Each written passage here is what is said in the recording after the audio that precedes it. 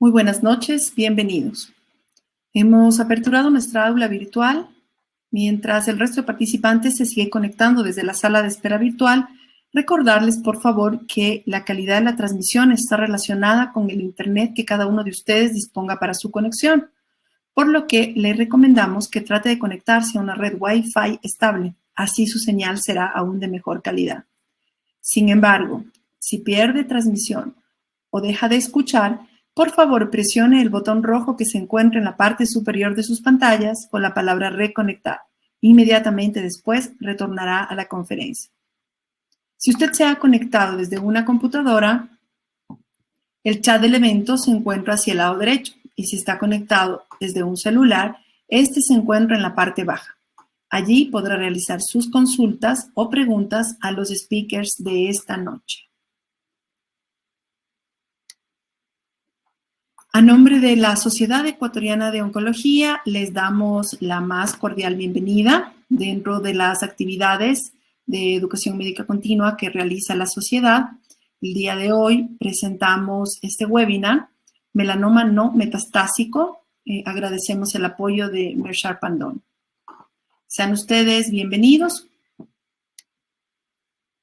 Con mucho gusto voy a presentar a quien moderará la conferencia el día de hoy. Es la doctora Paulina Irigoyen. La doctora Irigoyen, doctora en Medicina y Cirugía por la Universidad Central del Ecuador, oncóloga clínica por la Universidad Católica de Buenos Aires, tiene un curso avanzado de cáncer y herencia, riesgo oncológico, es docente del posgrado de Ginecología y Gastroenterología de la Pontificia Universidad Católica de Quito, es médico tratante del Hospital de Especialidades de las Fuerzas Armadas. Doctora Paulina, buenas noches, bienvenida, adelante. Buenas noches con todos, es un gusto para mí contar con su presencia. En conmemoración al 23 de mayo, el Día Mundial de la Concientización del Melanoma, considerando la agresividad de la enfermedad y entendiendo que tiene un componente genético en línea germinal y mutaciones somáticas, donde el sistema inmunitario juega un papel importante en su patogénesis y conociendo sus antígenos, que es, más bien dicho, sabiendo que tiene antígenos muy bien reconocidos y este conocimiento, gracias a Dios, al momento nos ha permitido en la última década dar grandes avances en su tratamiento. La Sociedad Ecuatoriana de Oncología, junto con el apoyo de MSD, tiene el gusto de presentar la charla científica El manejo de melanoma adyuvante, con dos conferencias muy importantes. La primera es a cargo del doctor Fernando Contreras de Colombia, oncólogo clínico, director de oncología del Instituto Nacional de Cancerología en Bogotá, Colombia, miembro del Comité Colombo Español de Melanoma y miembro de la Junta Directiva de la Asociación Colombiana de Hemato-Oncología. Doctor, es un gusto contar con su presencia. Adelante con su charla, actualización en el manejo de melanoma adyuvante. Buenas noches, doctora Paulina. Muchísimas gracias a la Sociedad Ecuatoriana de Oncología por la invitación, ¿sí? Y el apoyo de MSD. Voy a compartir en este momento la pantalla.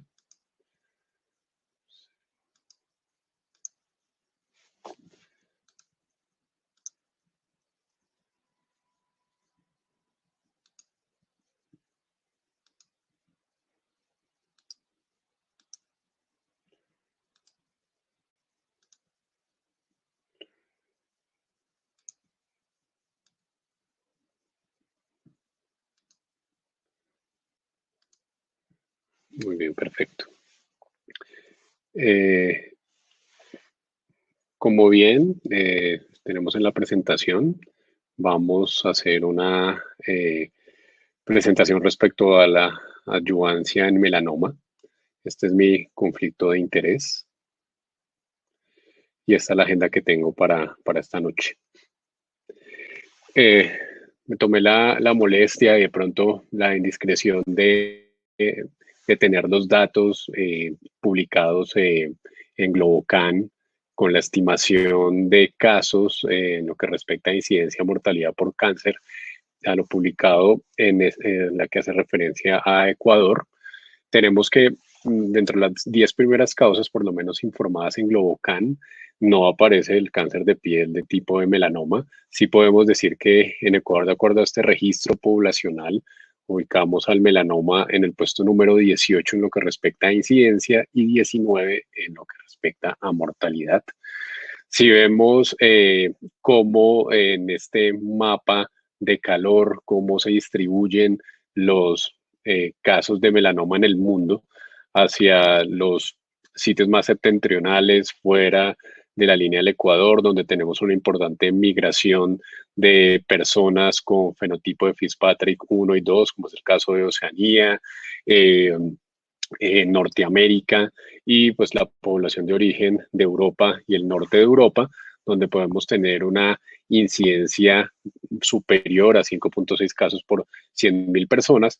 En Ecuador y en Colombia no es la excepción, nos mantenemos para un registro para el caso específico de Ecuador de 2.3, a Colombia es un poco más alto, de alrededor de 2.7 casos por 100.000 en lo que respecta a la incidencia, y en mortalidad tenemos una descripción de 0.69 por cada 100.000.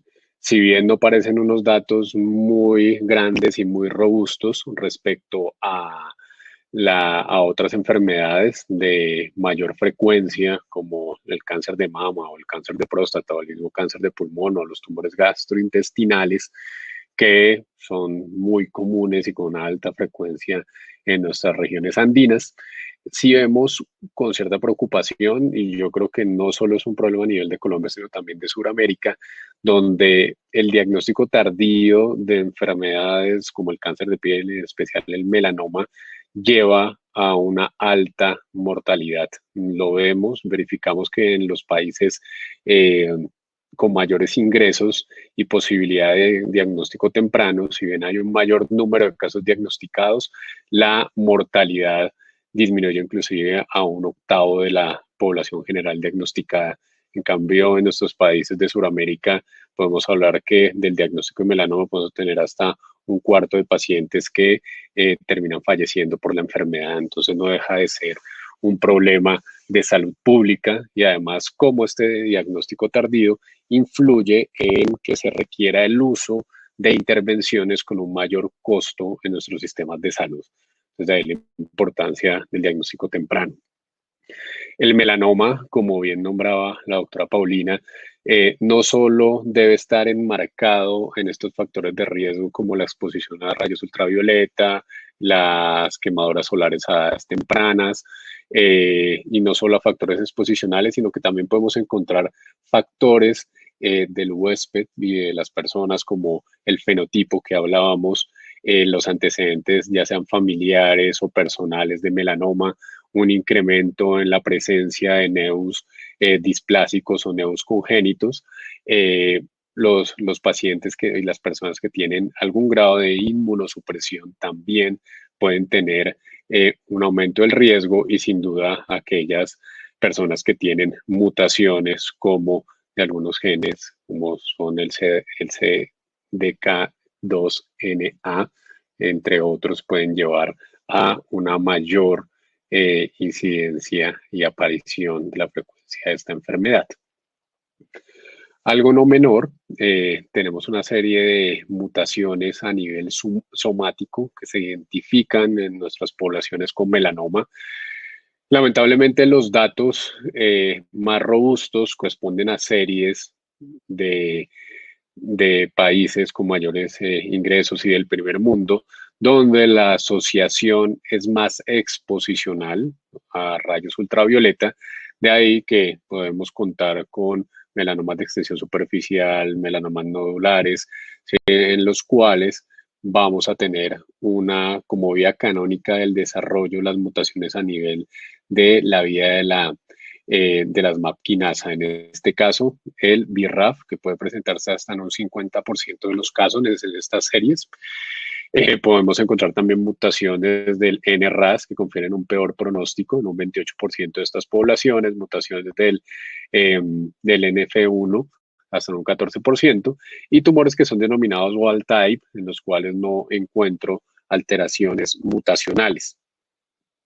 Puedo también encontrar alteraciones de la vía de la PI3K hasta un 22%, pérdida de genes, como es en el caso del PITEN en un 5 o 20%, y para poblaciones más parecidas a las que manejamos en nuestros países, donde hay una ascendencia importante de población afrodescendiente, indígena, encontramos una mayor incidencia de melanomas no cutáneos como son los de tipo acral y también melanomas de mucosas que tienen un comportamiento muy similar en cuanto a la presencia de mutaciones como las mutaciones o sobreexpresiones del c-KIT y dramáticamente cae también la posibilidad de encontrar mutaciones del BRAF dependiendo de la serie que se pueda evaluar. Vamos a encontrar presencia de estas mutaciones para el melanoma acral entre un 10 o un 20% como máximo. ¿Por qué es importante conocer esto? Si bien voy a tener poblaciones cuya vía canónica o de adicción oncogénica no va a ser derivada de la MAP quinasa, pero sí vamos a tener poblaciones que van a tener mutaciones del BRAF. Como ustedes conocen, la mutación del BRAF va a coordinar una serie de señales corriente abajo que van a propiciar proliferación y supervivencia, ¿sí? A través de la activación de otras moléculas como el MEK y el ERK. Normalmente cuando yo puedo hacer una inhibición de ese BRAF, voy a lograr de forma transitoria parar esta vía de adicción, pero a las pocas horas que yo inicio una inhibición del BRAF, vamos a tener activación de vías de escape, como es la activación de moléculas como el CRAF, que por ende va a llevar a la activación de MEK y de ERK, propiciando también que se perpetúe la proliferación. Como digo, este mecanismo es al cabo de horas de inducir la inhibición del BRAF y de ahí la importancia de encontrar alternativas que permitan bloquear la señalización un poco más abajo en esta corriente de señales que vemos. Pero pues todo a qué lleva. Cuando tengo esta activación de vías de escape, no solo voy a encontrar mecanismos de resistencia, sino también bien la presencia de segundas neoplasias como carcinomas camocelulares o lesiones premalignas como los queratoacantomas. Entonces, este es el racional por el cual normalmente no se debería llevar a inhibición única de BRAF, sino debemos tener un acompañamiento con inhibición del MEK de acuerdo al contexto clínico donde nos encontremos. También un punto importante, independiente de si tenemos como vía canónica las mutaciones de las MAP quinasas, hay que recordar que para el modelo de cáncer, vemos que el melanoma, ¿sí?, tiene una particularidad. Son tumores hipermutados, ¿sí?, con un microambiente tumoral inflamatorio que propicia una mejor acción de moléculas que puedan estimular el sistema inmunológico. De ahí, como vamos a ver más adelante, que la presencia de señales inhibitorias, ¿sí?, que no van a permitir la activación de los linfocitos T, como es a nivel del PD1, PDL1 y el CTLA4, van a llevar a una inactivación y por ende a un microambiente frío con baja inflamación que va a llevar a que esta última línea de defensa, como yo la llamo, que es el sistema inmunológico, no sea eficiente para evitar la proliferación a nivel celular y en ese microambiente tumoral.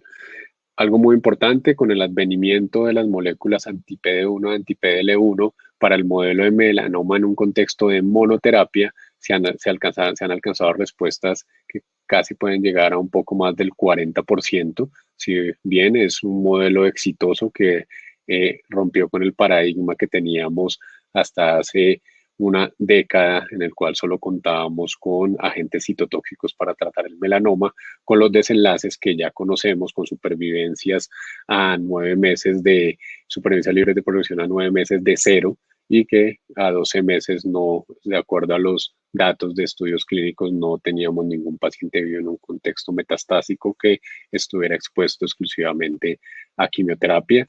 Obviamente pueden existir casos anecdóticos de pacientes que hayan sobrevivido más allá de ese tiempo, pero también tiene que ver con esa interacción y la activación de su sistema inmunológico.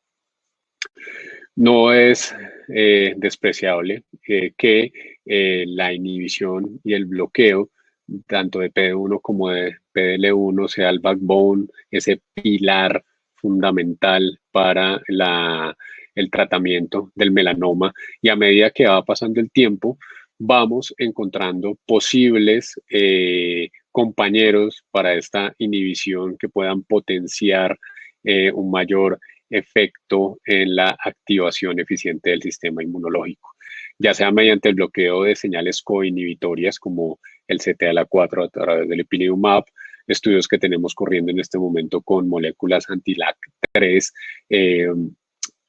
introducción y estudios que se basan en modelos de vacunación, terapia celular con CAR-T-cell, o inclusive la posibilidad de activar moléculas coestimulatorias como el OX40 o el CD40. No olvidar que el sistema inmunológico va a tener una llave donde le voy a dar ese encendido a ese sistema inmunológico que va a permitir, mediante la inhibición de señales, ¿sí?, que puedan llevar a esa activación del sistema inmune, mediante esta inhibición de este sistema de señalización, puedo llevar a que el sistema inmunológico acelere su proceso y sea más eficaz en detectar las células tumorales. También puedo, como les dije, tener señales, ¿sí?, que puedan coestimular al sistema inmunológico. Todo esto en que se traduce en una mejor respuesta, ¿sí?, a nivel tumoral, en el cual puedo tener regresión de las lesiones, esto basado en un modelo de enfermedad metastásica. Sin duda, esta mejor respuesta y esta combinación de medicamentos, no solo en monoterapia, sino también en un modelo de régimen, puede llevar también a reparar el posible daño en algunos casos donde ya se hayan activado mecanismos de resistencia. ¿Qué rol tiene el PD1 en esta vía? Sí, ya lo habíamos nombrado previamente.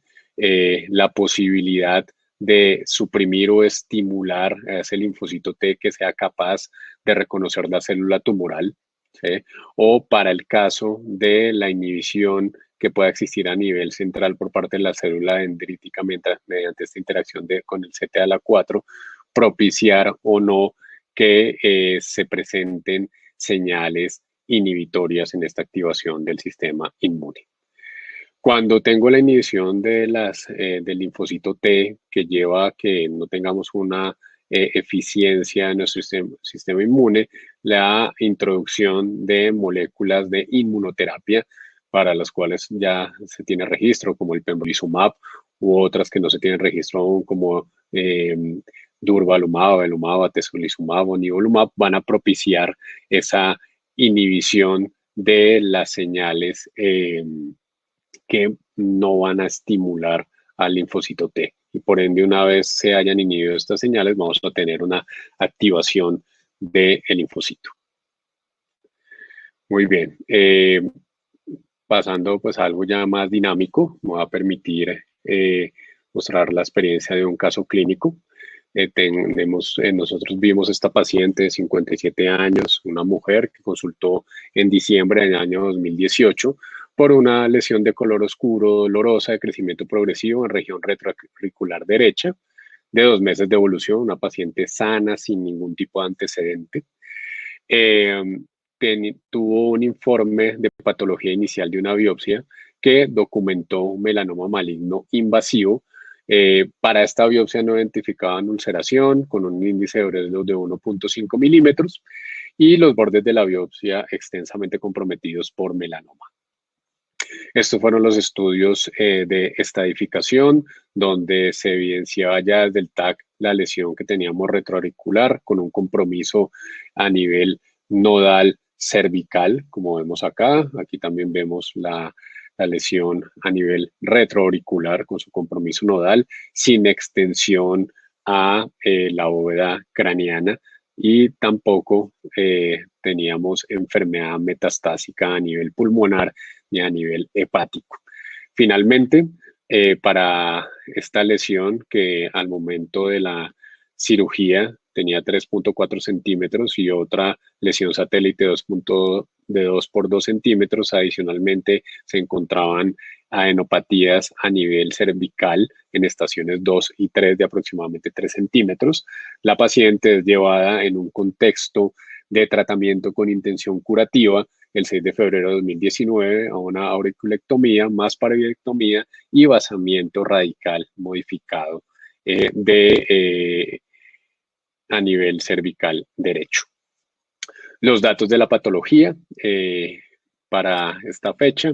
Tuvimos como diagnóstico confirmado un melanoma maligno invasivo con un índice de Bredlow de 20 milímetros, con márgenes de resección laterales sin evidencia de compromiso por melanoma, pero con compromiso del margen profundo.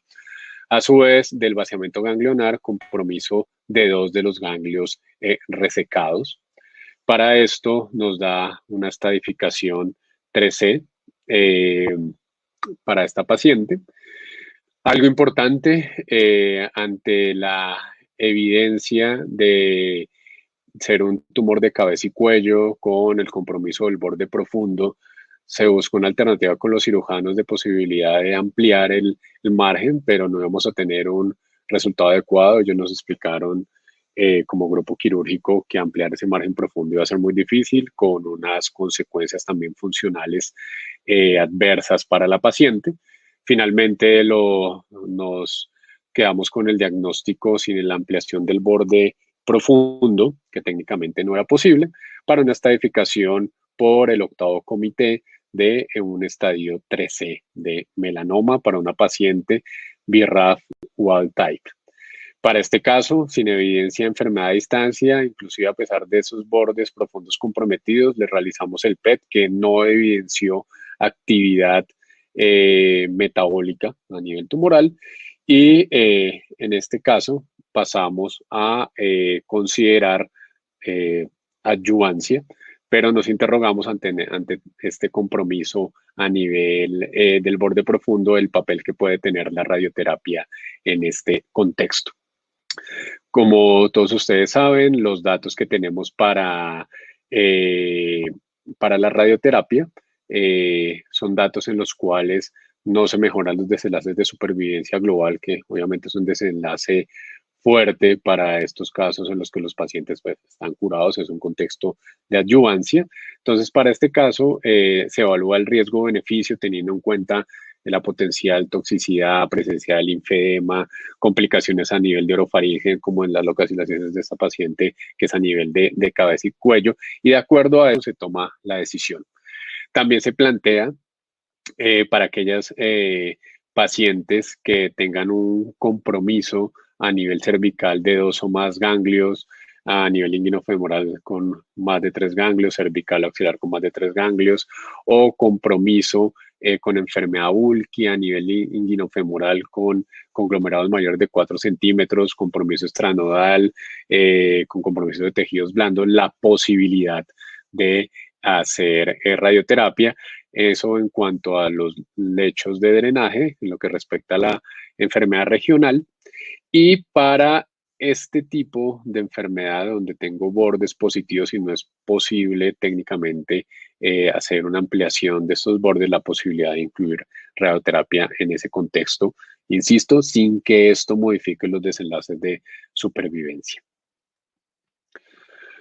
El otro punto, teniendo en cuenta que los estadios, en especial 3C y bajo la nueva clasificación del 8º comité 3D, consideramos que es una enfermedad sistémica, sin duda todos estos pacientes deben ir a un tratamiento adyuvante, ¿sí? Para un ejemplo inicial de las posibilidades que podemos tener para nuestros pacientes, están los datos del estudio Keynote 053 del grupo francés en cabeza del doctor Egermont, donde se aleatorizaron los pacientes con melanoma cutáneo estadio 3. Esto es un dato muy importante. Este estudio únicamente incluye pacientes de estadios 3A, 3B y 3C bajo clasificación del séptimo comité. Vamos a ver que después hay una actualización en el año 2018 a la luz de la nueva clasificación del TNM, donde ellos depuran nuevamente los datos y nos proporcionan también datos hasta estadios 3D, donde hay un beneficio al menos numérico en el impacto que tenga esta intervención en un contexto adyuvante. Cosas importantes, un número amplio de pacientes, más de 1.000 pacientes reclutados, un poco más de 500 pacientes por cada brazo, y lo que vamos a encontrar, y es similar y transversal para todos los estudios de adyuvancia, es la posibilidad de hacer tratamiento durante un año. Este estudio es comparado contra placebo, teniendo en cuenta los datos que teníamos en Europa, donde el estándar de tratamiento era la no intervención. Si estos pacientes no iban a adyuvancia con interferón en un contexto o en un marco de las guías ESMO. Y una información que me parece muy valiosa de este estudio es que nos va a permitir saber qué hacer con aquellos pacientes que tienen una recaída mayor a 6 meses, ¿sí?, después de haber terminado la adyuvancia, o qué pasa también en aquellos pacientes que no reciben adyuvancia y se haga una intervención, entre comillas, tardía en un escenario de recaída y posterior progresión de la enfermedad.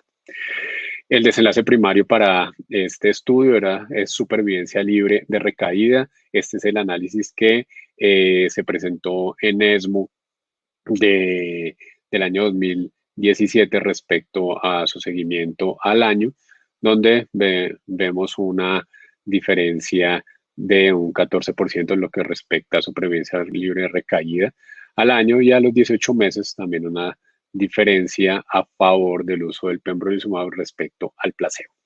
Ya tenemos los datos actualizados con una publicación reciente de este año por el grupo de Egermont, aunque estos datos ya los conocíamos de forma preliminar en ESMO virtual del año 2020, donde se destaca el seguimiento a 3.5 años de esta población, donde vemos que hay un beneficio, ¿sí?, con una reducción del riesgo relativo de metástasis a distancia de un 40% para la población de la intervención a este seguimiento a 3.5 años. Cuando vemos las poblaciones que son PDL1 positivos, vemos que también esta reducción del riesgo se mantiene de un 30%, esta reducción relativa en lo que respecta a supervivencia libre de metástasis a distancia, y en lo que respecta a supervivencia libre de recaída. En el caso de la población por intención a tratar, vemos que estos datos, en los cuales veamos una diferencia de un 15% al primer año, fueron consistentes, y vemos cómo se separan las curvas cuando se completan los 3 años de seguimiento, con una diferencia de casi el 20% a favor de la intervención en lo que respecta en este desenlace primario para el estudio, que es la supervivencia libre de recaída. Hay beneficio de las poblaciones independiente de la expresión de PDL1, con una reducción que es estadísticamente significativa de un 35% de las poblaciones que no expresan el ligando de PD1. Entonces, como vemos, hay beneficio independiente de la estimación o no de este biomarcador. Si vamos a cada uno de los grupos, existen múltiples dudas respecto a aquellos pacientes de mejor pronóstico como los estadios 3A, donde hay una diferencia numérica, pero con un bajo poder, teniendo en cuenta el número de pacientes tan bajos para esta población, pero teniendo en cuenta que el análisis y el resultado del estudio se debe basar en la población por intención a tratar, o sea, todo el grupo poblacional analizado.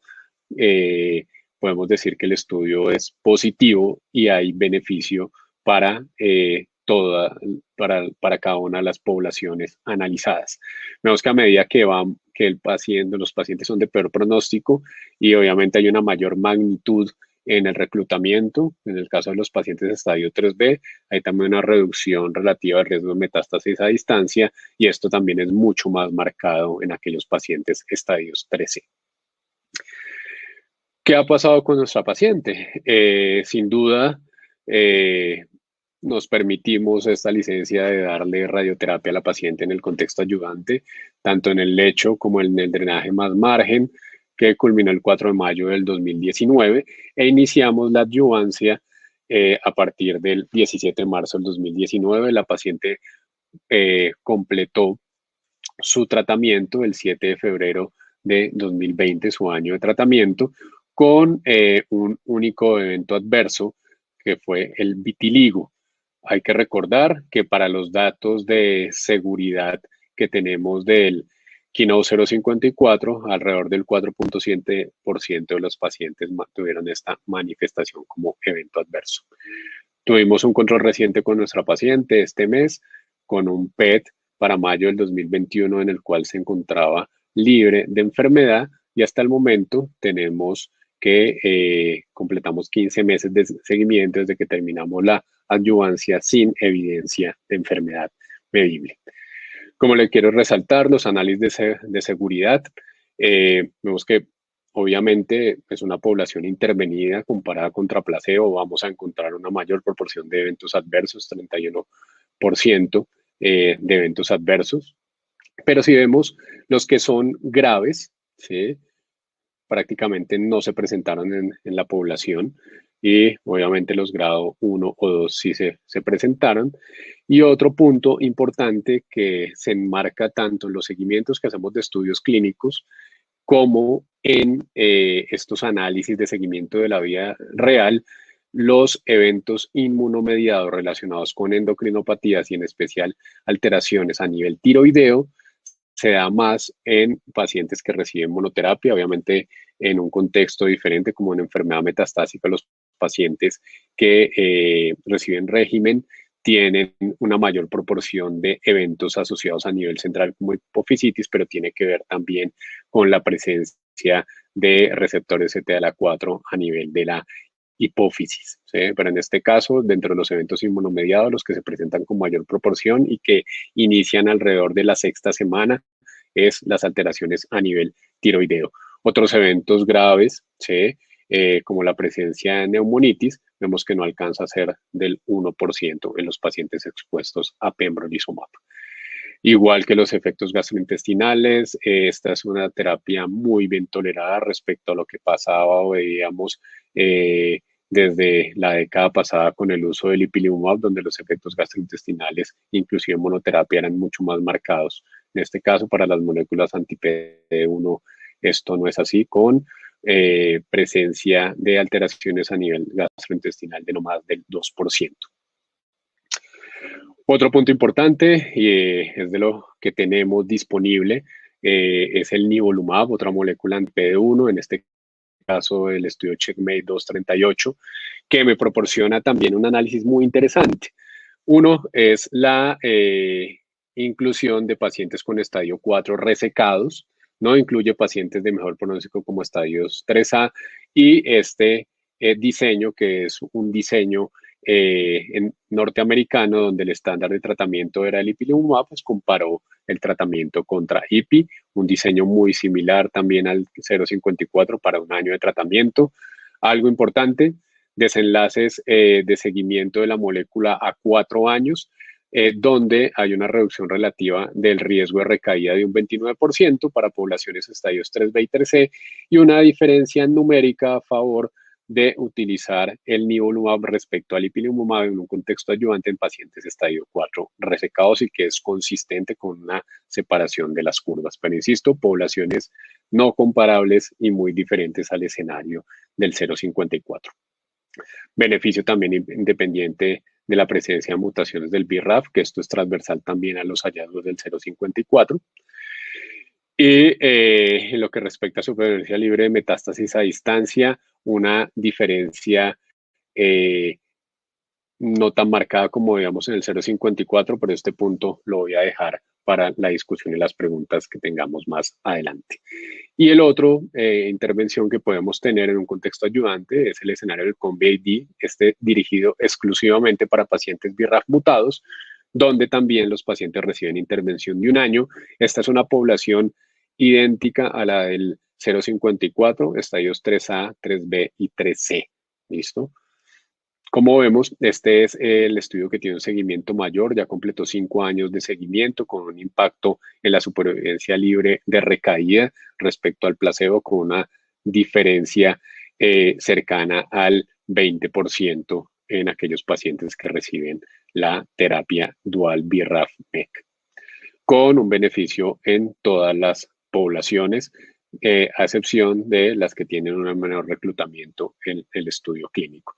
Y lo mismo si vamos a ver aquellos pacientes que tienen un mejor pronóstico como los estadios 3A, una diferencia numérica, pero al igual de lo que pasa con el 0,54, a medida que vamos avanzando en poblaciones de mayor riesgo, la intervención tiene una mayor magnitud en lo que respecta a beneficio en sus desenlaces de supervivencia libre de recaída. Y en lo que respecta a supervivencia libre de metástasis a distancia, vemos que es consistente a lo largo del tiempo y la diferencia se mantiene después del mes número 48 y al seguimiento a los 60 meses.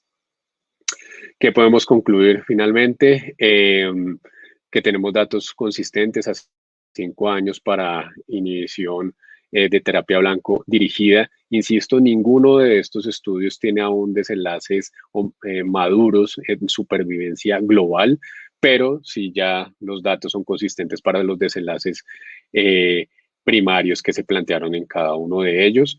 Los desenlaces para el CheckMate 238 4 años y el Keynote 054 3.5 años, como les enmarcaba con poblaciones similares, tanto el COMBI-ID como el 054, de una población totalmente diferente, que es la del 238, donde se incluyen los estadios 4 resecados. Sin duda hay un impacto, como vimos en la supervivencia libre de metástasis a distancia, supervivencia libre de recaída, con unos datos de seguridad que permiten establecer que el beneficio de estas terapias es mayor al riesgo en algunas poblaciones. Y algo muy importante, los datos que nos van a ofrecer el 054 respecto a qué hacer con aquellos pacientes que tienen recaídas entre menores a 1 año, pero con esta corte de 6 meses después de haber terminado la adyuvancia. Preguntas que nos quedan: ¿qué pasaría o cómo va a ser la secuencia en aquellos pacientes con mutaciones del BRAF? ¿A qué le voy a dar prelación o no? No tenemos datos, por lo menos que nos lo valen por estudios fase 3, algunos análisis preclínicos donde soportan que la secuencia sea primero inhibición BRAF-MEK y luego inmunoterapia y viceversa, pero ninguno traducido en lo que respecta en un contexto de un ensayo clínico aleatorizado hasta el momento. Futuro de las combinaciones, todos teorizan si dar más es mejor o no. Tripletas, ¿sí? Donde se combine anti-PD1 con anti-CTLA4 y inhibición del BRAF o inhibición del BRAF-MEK con moléculas anti-PDL1, trasladar es lo que ya se conoce en enfermedad metastásica a un contexto neoadyuvante o adyuvante sería la siguiente pregunta o el siguiente umbral que debemos cruzar. Lo que les marcaba, pendientes de los enlaces de supervivencia global y la controversia que la vamos a abrir ahora con la charla del doctor Pacheco respecto a qué hacer con estos pacientes y cómo incluirlos. No olvidar que todos estos pacientes en el contexto de adyuvancia fueron llevados a linfadenectomía. No tenemos un escenario en el cual por lo menos en un estudio clínico, nos permite dilucidar qué hacer con los pacientes que no son llevados a linfadenectomía en un contexto, en el contexto del estudio MCLT2. Entonces, muchas gracias. Eso tenía para contarles y doy paso a la siguiente conferencia.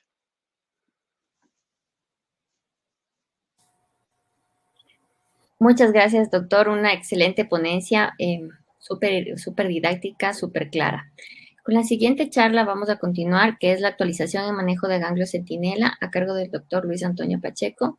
especialista en cirugía general y oncología del Instituto Gustave Roussy, París, Francia, residente y cirujano y del Memorial Sloan Kettering Center de Nueva York, en Estados Unidos. Cirujano oncólogo de los hospitales Metropolitano y Bos Andes de Quito, ex profesor principal de la Facultad de Ciencias Médicas de la Universidad Central del Ecuador y expresidente de la Academia Ecuatoriana de Medicina. Ha escrito 60 artículos médicos publicados en el Ecuador y 27 en revistas internacionales. Adelante, doctor. Muchas gracias.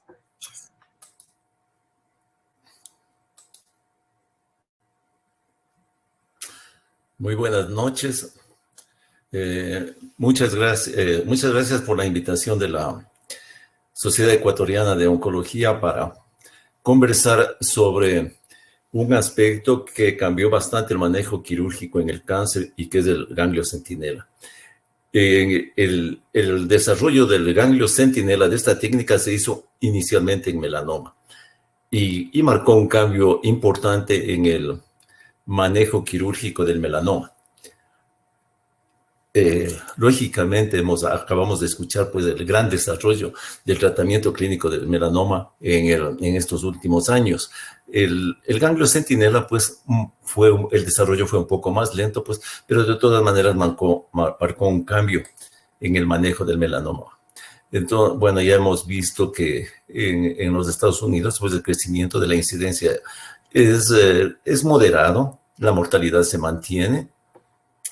En el Ecuador, nosotros, de acuerdo a la última publicación del Registro Nacional de Tumores, con datos hasta el 2015, tenemos una incidencia entre 3 y 4 por 100.000 habitantes y una mortalidad entre alrededor de 2.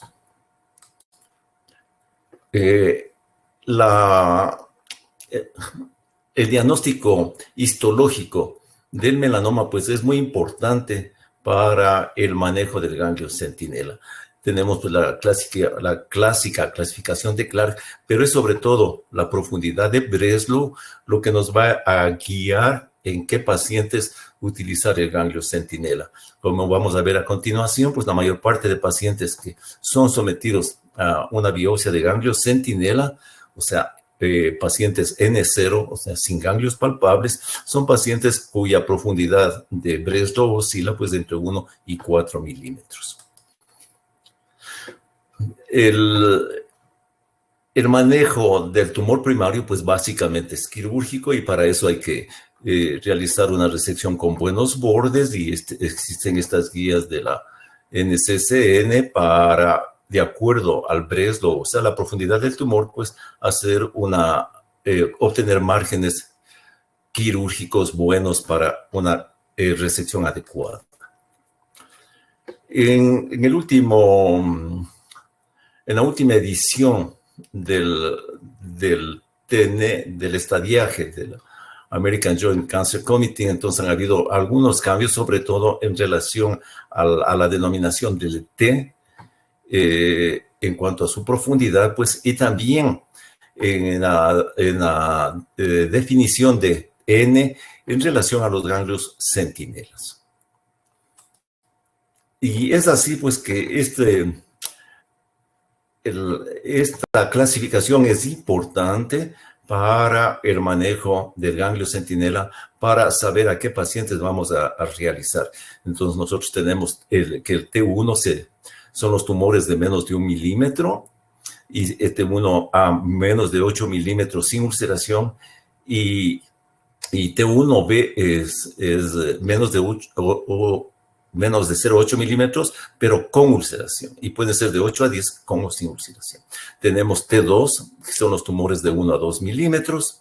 Y T3, pues ya de 2 a 4, T4 más de 4 milímetros de profundidad.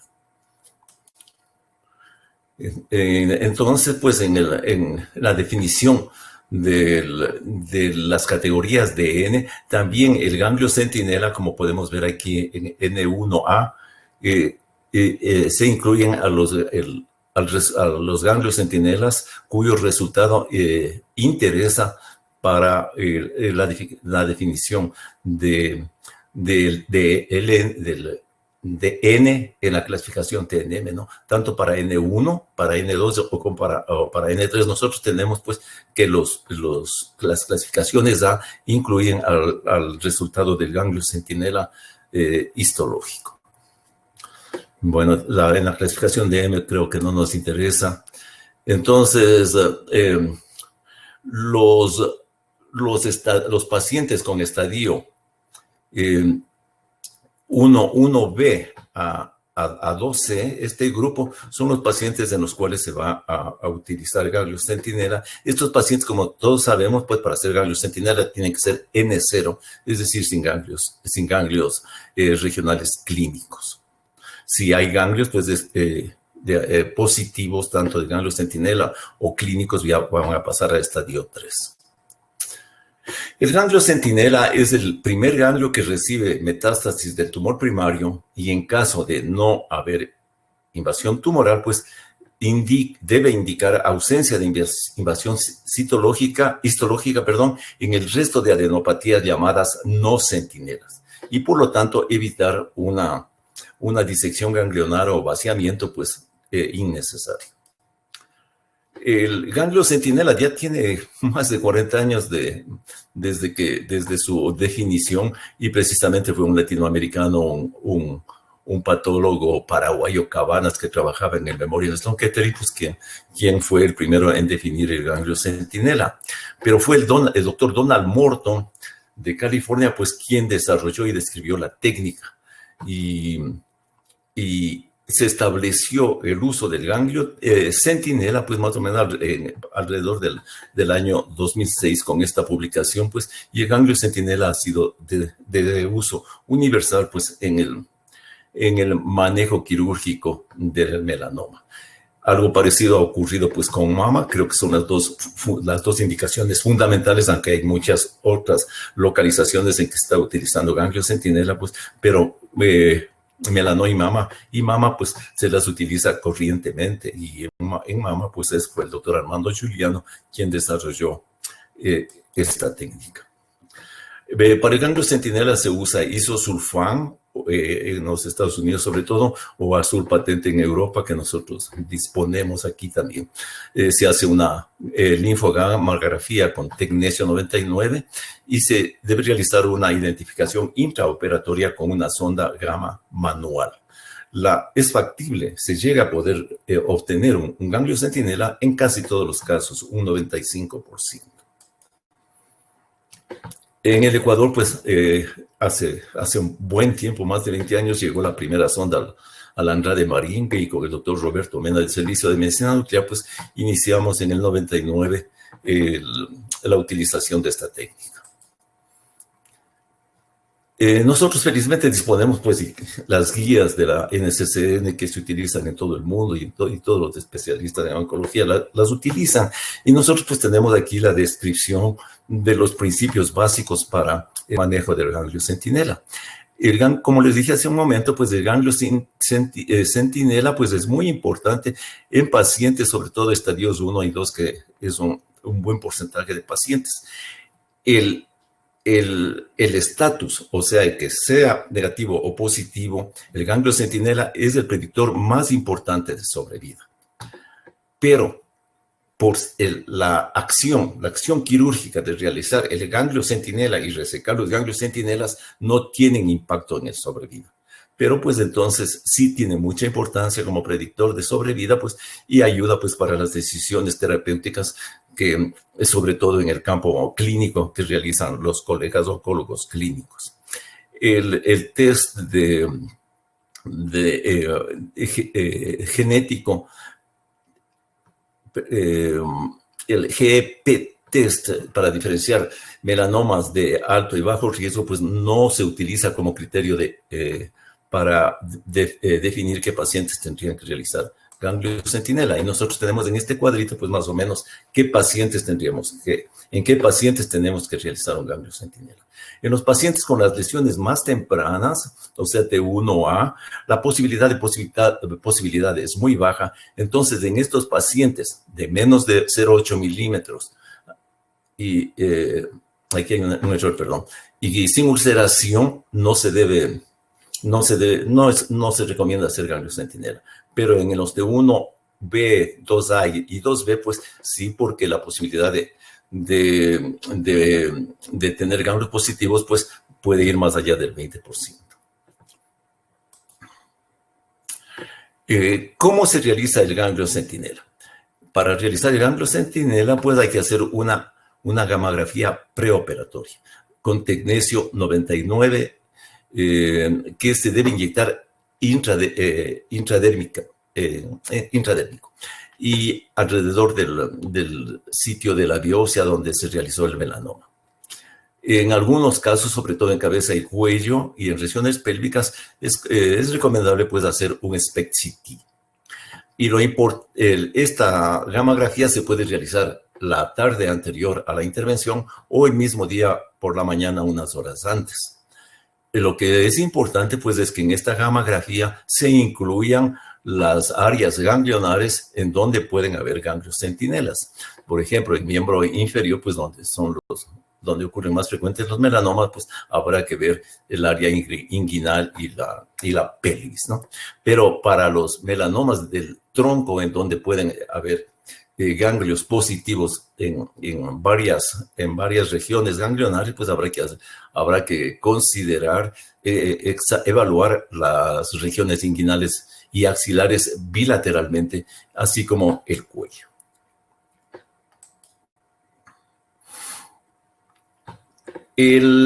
La biopsia del ganglio, aquí tenemos una gráfica en donde utilizamos azul patente. La biopsia del ganglio centinela puede hacerse en el mismo acto quirúrgico que la resección del tumor primario.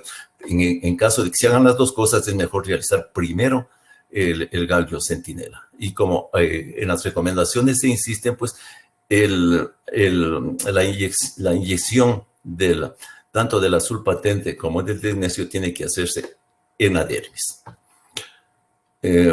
Y en el momento en el quirófano, en el momento de realizar el ganglio centinela, pues se utiliza la sonda manual y que nos indica el sitio de mayor actividad radioisotópica, y es en ese sitio en donde vamos a hacer la incisión y vamos a obtener el ganglio centinela, ayudados pues con la coloración azul dada por el azul patente o el isosulfano.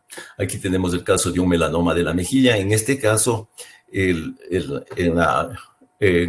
la gamografía, pues es la región parotidia la más cercana en donde debía haber el ganglio centinela.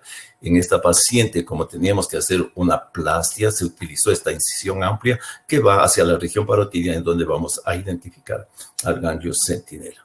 Una vez extraído el ganglio centinela fuera del paciente, hay que corroborar con la medición, con la sonda, de una hiperactividad pues, del tecnesio. Y eso nos indica pues, que en verdad se ha resecado un ganglio centinela. El manejo de patología es fundamental. No se recomienda hacer congelación de los ganglios centinela. Los ganglios tienen que ser fijados en formaldehída y embebidos en parafina, y deben ser cortados pues, en láminas de intervalos de 2 milímetros. Es muy importante actualmente, como hemos visto en la clasificación TNM, que el patólogo pues, nos indique el número, es importante, de ganglios centinelas, la mayor dimensión de tumor dentro del ganglio y la localización dentro del ganglio. Y muy importante, pues, ver si hay extensión extracapsular, aunque esto es muy menos frecuente, ya que los ganglios centinelas pues generalmente son ganglios subclínicos y la positividad, la invasión de melanoma en el ganglio pues generalmente es pequeña. El problema es que se suscitó si se debe hacer una disección ganglionar complementaria cuando se ha obtenido un ganglio centinela positivo. Entonces tenemos que tener en cuenta dos cosas importantes: la posibilidad de que un ganglio no centinela sea positiva es alrededor del 11%. Entonces, como inicialmente se hacía una disección ganglionar sistemática, eso quería decir que casi un 90% de disecciones complementarias no se encontraba un ganglio positivo, pues histológicamente entonces no hacía falta realizar esta intervención. Por otro lado, las disecciones ganglionares pues se acompañan pues de linfedema hasta en un cuarto por ciento de pacientes. Eso no quiere decir que también cuando se saca el ganglio centinela hay una pequeña posibilidad, pero eso no es muy frecuente de que exista un linfedema postoperatorio. Entonces, para zanjar esta situación, pues en el 2016 se publicó este estudio de Leiter, un estudio alemán multiinstitucional, en que casi todos los, digamos, en el cual todos los pacientes tuvieron micrometástasis ganglionares menores a 1 milímetro. Y al comparar, pues, fueron más o menos cerca de unos 400 pacientes, pues, y como podemos ver en las curvas de sobrevida, pues, la sobrevida fue similar. En consecuencia, una disección completa no se recomendó, pues, en pacientes con melanoma cuyas micrometásticas tenían por lo menos 1 milímetro de diámetro. Luego, un año después, se publicó un estudio mucho más grande e internacional, el MSLT2, con unos 1.400 pacientes, en donde se corroboraron los mismos hallazgos, ¿no? Es decir, que la disección complementaria no mejoraba la sobrevida, pero sí se encontró una diferencia significativa en cuanto a control regional. Entonces, tenemos las indicaciones en base a estos estudios. Entonces, en estadios 1A, ustedes ven que no existe aquí la recomendación de ganglio centinela, pero a partir del 1B sí se recomienda ganglio centinela. Aquí tenemos en estadio 1B, también se recomienda realización de un ganglio centinela. En estadios, y cuando el ganglio centinela es positivo, pues entonces ya tenemos un estadio 3. En estos estadio 3, como nos ha manifestado el doctor Contreras, pues está indicada tratamiento adyuvante y no se recomienda la disección ganglionar complementaria porque debe haber un buen seguimiento mediante un equipo de ultrasonido adecuado. Estas recomendaciones son dadas por la NCCN, son similares pues, a las que ha hecho el año pasado el ESMO. Se puede considerar una disección ganglionar complementaria por factores individuales del paciente, tal vez si la invasión ganglionar es más de 1 milímetro o si no hay disponibilidad de un seguimiento adecuado con ultrasonido en un paciente. Lógicamente, en los estadios ya 3 clínicos, pues ahí hay que hacer disección ganglionar y el tratamiento sistémico adyuvante. Eso era lo que les quería decir y muchas gracias.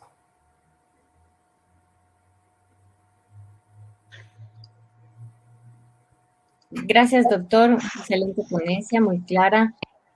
Bueno, vamos a dar paso a las preguntas y respuestas. No sé si alguien en el chat quiere hacer alguna pregunta, pueden hacerla. Hasta que recibamos alguna pregunta o algún comentario. Fernando, ¿tú qué opinión, más bien dicho, qué opinión te merece el estudio de Pembro versus placebo en los estadios clínicos 2B-C, el Keynote 716? Es un curso, ¿no? Sí es. De hecho, tenemos tanto el estudio, el Keynote 716, y también tenemos el estudio Checkmate, ¿sí? Uno de los Checkmate que involucra también combinación no solo en un contexto de monoterapia, sino también de neomasipi. Obviamente es una necesidad y una pregunta cuando vemos los análisis de supervivencia para los estadios 2B y 2C, vemos que inclusive sus desenlaces de supervivencia son peores que los pacientes estadios 3A. Lamentablemente ya no, la única intervención que teníamos en un contexto adyuvante para estas poblaciones estadios 2 de alto riesgo era el uso del interferón alfa 2B por los hallazgos del estudio de Kirkwood. De hecho, es la subpoblación que mantenía un beneficio después del seguimiento a casi 13 años, ¿no? Que finalmente fue negativo para toda la población, pero para esa subpoblación 2B y 2C se mantenía. Entonces yo creo que es una necesidad, ¿sí? Corroborar si este tipo de intervenciones con inmunoterapia impactan o no en la supervivencia de estos pacientes. Se dan cuenta que, como digo, son pacientes de muy alto riesgo, por lo menos es un mayor riesgo que los 3A, que no son llevados a ningún tipo de intervención. Dependerá también del número y el reclutamiento. Probablemente para la población 12 vaya a encontrar unos desenlaces más favorables, como si vemos los datos que tenemos disponibles para las poblaciones de estadio 3, las subpoblaciones de mayor riesgo son las que más se benefician de una intervención sistémica. Entonces yo creo que en especial el estadio C no va a ser la excepción y sin duda nos va a contestar una pregunta y nos va a aportar información para esa población de alto riesgo, que en este momento no tenemos cómo tratarla. Hemos utilizado otras estrategias acá en Colombia, la posibilidad de hacer un seguimiento más riguroso, inclusive, aunque es indicación off-label, testear desde temprano a estas poblaciones para mutaciones BRAF, para tener acceso rápido en dado caso que se presente una recaída que sea irresecable o una recaída metastásica, para tener ese tipo de información y hacer una intervención oportuna. Pero pues lamentablemente hasta que no tengamos la información de tanto los estudios fase 2 para el caso del Checkmate, fase 3 como de los Keynote, no vamos a tener cómo resolverlo. Pero seguramente va a existir un beneficio en esa población, sin duda. Y en el otro extremo de la población, que serían los 4 totalmente resecados, donde no hay evidencia de enfermedad, basados en el estudio fase 2 Immunet, ¿cómo le ves tú el panorama para este tipo de pacientes? Sí, pues tenemos no solo en el estudio Immunet, sino también tenemos el soporte de los pacientes de un estudio fase 3 como el Checkmate 238, ¿no? Es una población ya analizada, ¿sí? Cosas importantes, uno cuando ve la magnitud de los desenlaces respecto al impacto en supervivencia, uno queda como un sinsabor, ¿no? Dado que uno ve que el desenlace, por lo menos para el HR, pues sobrepasa la unidad, pero insisto, es una población baja la reclutada. Otro punto de análisis, no es lo mismo tener una enfermedad oligometastásica a nivel pulmonar, hepático, que pueda ser resecada o inclusive un compromiso nodal no perteneciente al drenaje nodal regional, que pueda considerarse un estadio 4, o por lo menos en el caso, por ejemplo, de nuestra paciente, si hubiese tenido extensión o compromiso metastásico a nivel intraparotidio, pues esa paciente ya pasaba a ser un estadio 4. Entonces no es lo mismo eso a tener un paciente con compromiso del sistema nervioso central, donde la exposición a la terapia yo creo que sí es fundamental. Y en ese caso, muy probablemente en los próximos años todo vira que estos pacientes estadio 4 resecados, dependiendo de su riesgo, reciban tratamiento más allá del año, completar 2 años de tratamiento, como los datos que tenemos del Keynote 006 en enfermedad metastásica. Yo creo que esa sería la posibilidad, y seguramente los desenlaces de supervivencia varían un poco al tener una menor exposición. Pero ahí viene la otra duda, ¿sí? Teniendo en cuenta que también hay datos, tanto del Kino 006, ¿sí? Como el pool de análisis del CheckMate 067 y 069 en enfermedad metastásica, donde aquellos pacientes que suspendieron tratamientos por toxicidad y no fueron expuestos a la totalidad del tratamiento, se creó una suficiente memoria inmunológica para que esta exposición permitiera que estuvieran con respuesta o libres de enfermedad, inclusive más allá de los 2 años, ¿no? Entonces son cosas que pues, obviamente se deben discutir, pero sin duda como arranque nuestro paciente, insisto, la localización y el volumen de la enfermedad en un contexto de estadio 4 la que me va a marcar el pronóstico y la respuesta al tratamiento. Ok, el doctor Carlos Freire dice, en caso de melanoma de cabeza y cuello, si el ganglio centinela va hacia la celda parotidia, ¿cuál sería el procedimiento quirúrgico? En caso de, no de ganglio centinela, en caso de que existan ganglios, como posiblemente en el caso que presentó el doctor Contreras, en caso de que existan ganglios en parótida, había la discusión de hacer una parotidectomía total o superficial. La parte superficial de la parótida, la superficial al nervio facial, ocupa más o menos las 3/4 partes de la glándula.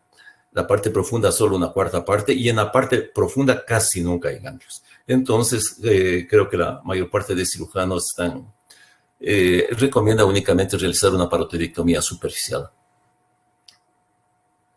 Ok.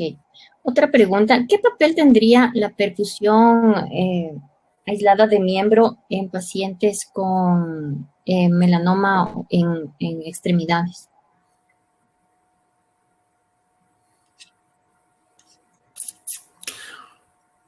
Bueno, la infusión de medicación es un tratamiento clínico, ¿no? Y eso debería responder el doctor Contreras.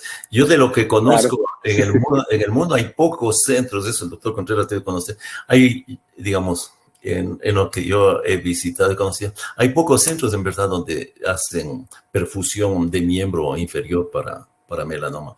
¿Qué le parece, doctor Contreras? Sí, no, gracias, recibo la pregunta con gusto.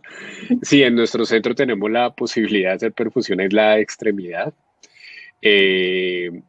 Obviamente es, como bien dice el doctor Pacheco, reproducir los datos para la perfusión aislada son difíciles porque requiere una máquina pues, de circulación extracorpórea, de hacer la canulación de la arteria y la vena, ¿sí? Femoral.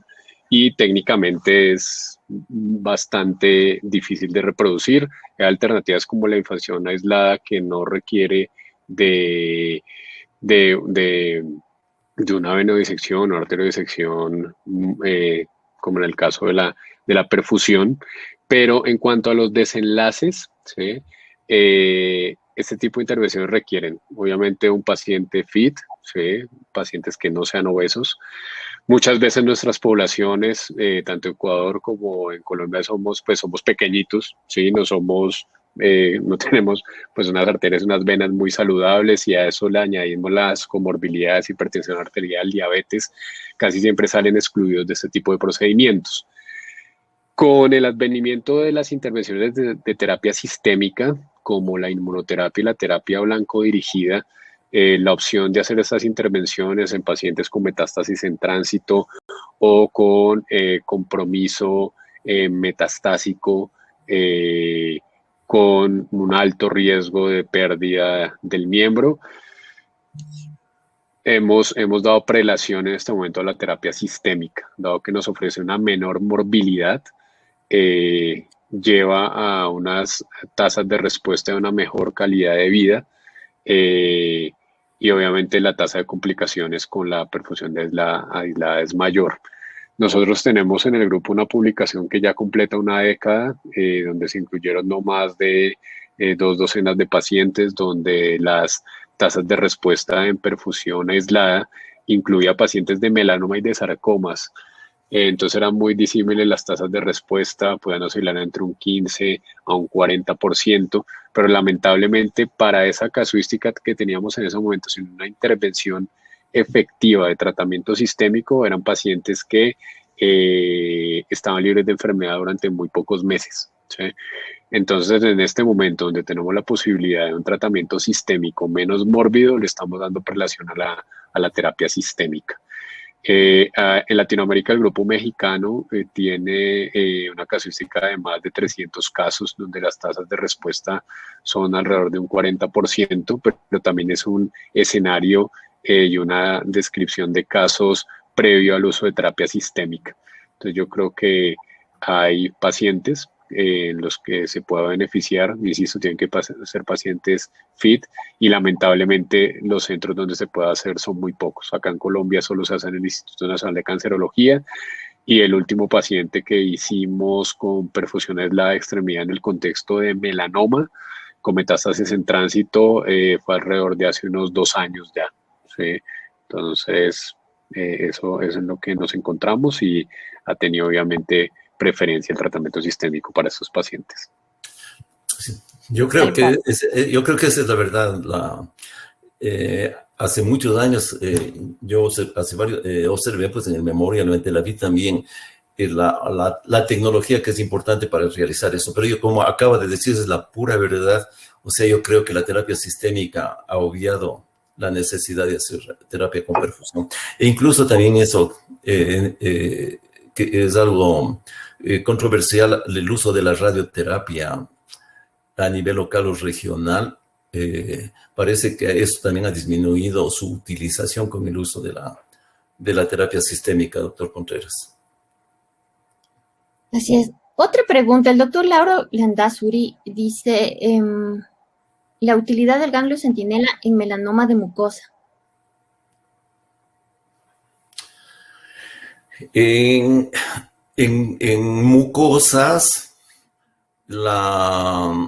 se utiliza mucho menos el ganglio centinela. No hay descripciones, no hay estudios como ha habido en melanoma cutáneo. La frecuencia de metástasis ganglionares en melanomas de mucosas es muy raro. Una publicación que hicimos hace poco tiempo sobre melanomas de fosas nasales, unos 20 casos que publicamos, me parece que en 1 o 2 casos nada más hubo en un caso, solo en un caso hubo metástasis ganglionares. O sea que es bastante raro en melanomas de mucosas y sistemáticamente no se realiza ganglio centinela. La mayor parte de melanomas mucosos ocurren en el área de cabeza y cuello. Pueden ocurrir en ano también o en el área genital o urinaria. Gracias, doctor. La última pregunta, creo yo. ¿Hay igual beneficio en el tratamiento de la enfermedad ganglionar con micrometástasis que con macrometástasis en la adjuvancia, doctor Fernando?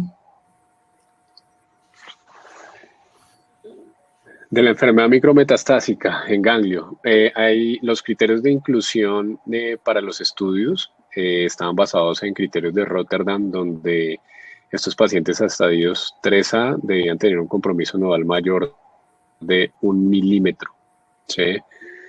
Todos los que tuvieran menos de 1 milímetro eran excluidos. Entonces, este tipo de pacientes pues no irían a adjuvancia, irían al ganglio centinela y pasarían al seguimiento como se hace en el MSLT2, ¿sí? Pesquisa ganglionar mediante ecografía cada 4 meses. Pero ese escenario con compromiso menor a 1 milímetro, los pacientes fueron excluidos tanto del Keynote 054 como del COMBI-AD. No olvidar que pues, el escenario de estadios 3A pues, no estaban incluidos en el CheckMate 238. Exactamente. Hay un comentario del doctor Hernán Garrido, dice: doctor Pacheco, felicitaciones a la conferencia. En la práctica, ¿en Ecuador no se consigue azul patente o es muy limitado cuando se consigue? Oye, sonda probe y medicina nuclear solo hay en Quito, Guayaquil y Cuenca. ¿Cuál es la conducta que recomienda en el resto del país respecto al ganglio centinela? Ya, de las dos técnicas del ganglio centinela, yo creo que es mejor el tecnesio, innegablemente. Si se dispone de colorante de isosulfán o azul patente es mejor. Lamentablemente, las instituciones aquí en el Ecuador no importan azul patente y se tiene que conseguir de afuera, ¿no? Existen en Argentina, pero yo continuamente he estado viajando a Francia y entonces he traído de Francia azul patente. El doctor Jimmy Casares indica, en melanoma de cabeza y cuello con ganglio positivo con micrometástasis, ¿justifica basamiento radical ipsilateral? Los ensayos que se hicieron, que hice en mi presentación, se refieren a melanomas de tronco y extremidades. Para cabeza y cuello no se puede aplicar esas recomendaciones. Y yo creo, pues, mientras no haya un ensayo que se aplique a cabeza y cuello para evitar una disección ganglionar, habría que hacer una disección ganglionar sistematizada. Ok, muchísimas gracias, doctores. Creo que ya no tenemos más preguntas. Déjenme solo revisar. Y no, ya no tenemos más preguntas. En conclusión, creo yo que el tratamiento ayudante se basa en la relación de riesgo-beneficio para cada paciente, en la población a tratar, considerando el riesgo de recidiva de enfermedad y tener en cuenta que hay que tomar en cuenta un esquema efectivo reduciendo el riesgo de recaída. Además de eso, el costo personal y financiero que puede involucrar el tratamiento de la enfermedad creo que son puntos de vista a ser considerados de forma importante. Sin más que decirles, la Sociedad Ecuatoriana de Oncología y con ayuda y el apoyo de MSD, damos gracias a los ponentes, gracias a los asistentes. Siempre para nosotros es importante poder continuar con la educación médica, puesto que nos ayuda a mejorar, a crecer y a estar al día en nuestros conocimientos y así poder tomar las mejores decisiones terapéuticas para nuestros pacientes. Gracias, doctor Fernando, un gusto. Gracias, doctor Luis, un gusto también contar con su presencia. Nos vemos en una próxima ocasión.